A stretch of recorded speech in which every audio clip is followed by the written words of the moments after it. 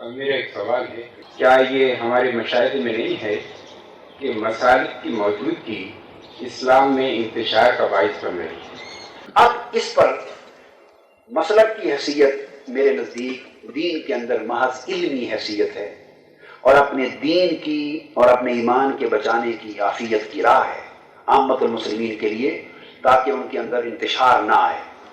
مگر اس سے آگے پھر یہ کہ ایک ماحول ایسا پیدا کر لینا کہ اس مسلک جس سے صرف علم کی ایک یکجہتی کا نظام وضع کرنا تھا اور یونیفارم پیٹرن آف بیہیویئر دینا تھا امت کو، مثلا، اور اس میں خیر کا پہلو، ایک آدمی یہاں آتا ہے بالفرض اور یہاں نماز دیکھتا ہے، ایک لوگ نماز پڑھ رہے ہیں بالفرض، تو وہ ایک ہی نظم میں پڑھ رہے ہیں۔ دوسری جگہ ایک ہی صف پر 50 آدمی ہر کوئی الگ نظم میں پڑھ رہا ہے۔ آپ ایک غیر مسلم کو دونوں جگہ کھڑا کر دیں اور اسے کہیں کہ جائزہ لے کے اپنی امپریشن دیں، تو جن ہر ایک کو ایک نظم میں پڑھتا ہوا دیکھے گا انہیں زیادہ اپریشیٹ کرے گا، کہے گا یہ these are more discipline people, more organised, they adapt uniform pattern of behaviour. اس کے اندر ایک حسن اور خوبی ہے، تو اسی حسن کو امت کے اندر طبقاتی بنیاد پہ پیدا کرنا ہے، فرام کنٹری ٹو کنٹری۔ لیکن اس کا مطلب یہ نہیں کہ اس کو وجہ نزاع بنایا جائے، وجہ مخاصمت بنایا جائے، اس پر جھگڑے اور فساد کھڑے کیے جائیں اور ان کی بنیادوں پر ایک دوسرے کو کافر اور مشرک اور خارج از اسلام بنا کر امت کی وحدت کو پارا پارا کیا جائے، ٹکڑے ٹکڑے کیے جائے، اس سے پھر نفرتوں اور قدورتوں کو پیدا کیا جائے، اور پھر مسجدیں بٹ کر ایک دوسرے کے خلاف لاؤڈ اسپیکروں پر فتوے لگانے لگے اور نوجوان نسل باہمی منافرت اور کدورت کا ماحول دیکھ کر دین سے متنفر ہونے لگے۔ یہ سارا جو کچھ ہو رہا ہے یہ میری دانش میں نہ دین اسلام کی خدمت ہے، نہ کسی فقہی مذہب کی خدمت ہے، نہ مسلک کی خدمت ہے، نہ امت کی خدمت ہے۔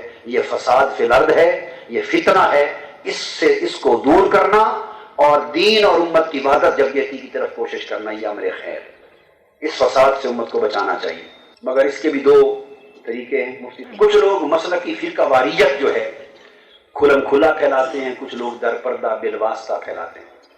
میری ایک کتاب ہے، آپ مطالعہ فرمائیے، فرقہ پرستی کا خاتمہ کیوں کر ممکن ہے، یہ میری ایک کتاب ہے، اور خوش قسمتی کہیے یا جو بھی کہیے، یہ میری وہ کتاب ہے جس کی وجہ سے سب سے زیادہ فتوے مجھ پر لگے ہیں زندگی میں، اور جس کتاب کے لکھنے کے بعد میری لائف میں پہلی بار مذہبی حلقوں اور علماء کا، بعض علماء کا، سب کا نہیں، یہ علماء کرام بھی بیٹھے ہیں، تو جو پسند کرتے ہیں کہ امت میں فساد رہے، میں ان کی بات کر رہا ہوں، وہ تو در حقیقت میری نگاہ میں علماء ہی نہیں ہیں۔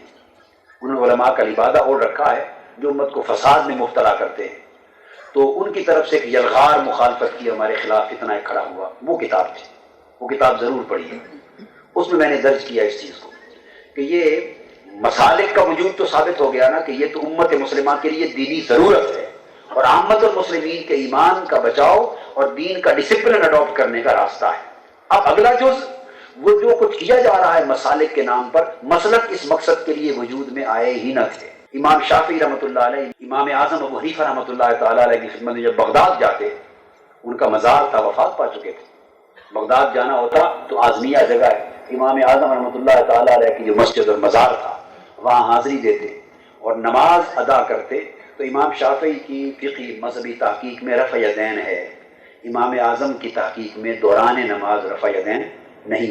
امام شافعی رحمۃ اللہ علیہ نے رفع یدین ترک کر کے نماز پڑھی، اور ایک روایت میں آتا ہے کہ آمین بالجہر جو زور سے کہتے ہیں اس کو چھوڑ دیا امام شافعی نے، اس کے بغیر آہستہ، احناف آہستہ کرتے ہیں، پڑھی۔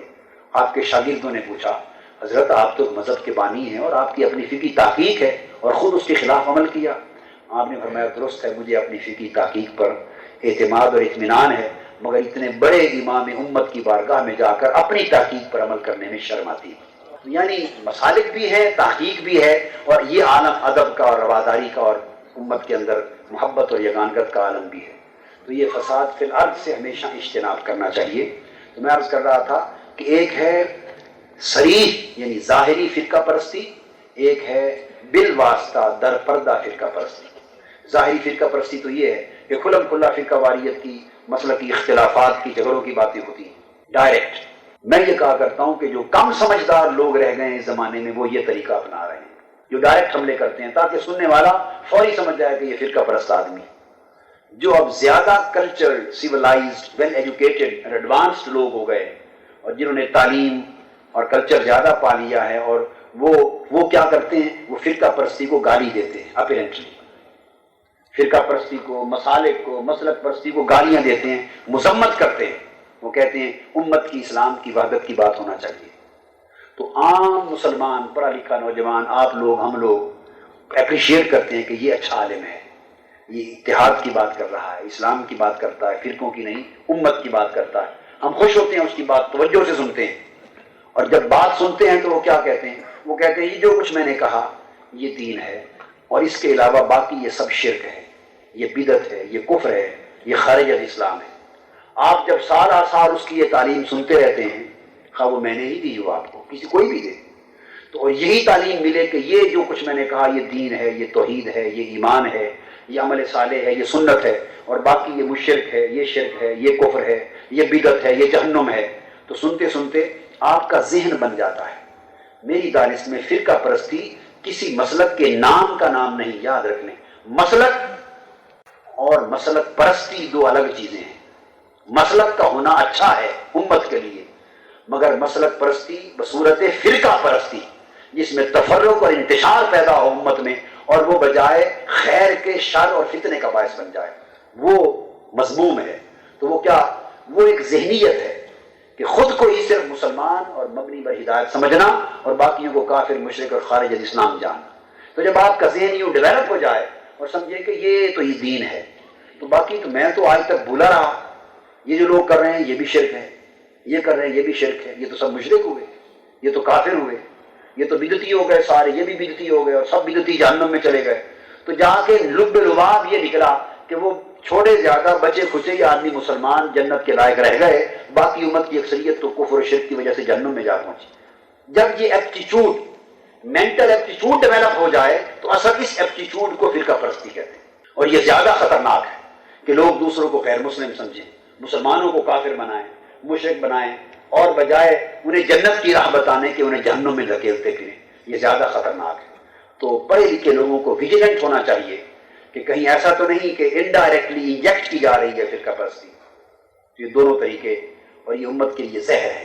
سب سے پہلے نئی ویڈیوز کو حاصل کرنے کے لیے شیخ الاسلام ڈاکٹر محمد طاہر القادری کے آفیشیل یوٹیوب چینل کو سبسکرائب کریں اور بیل آئیکن کلک کریں.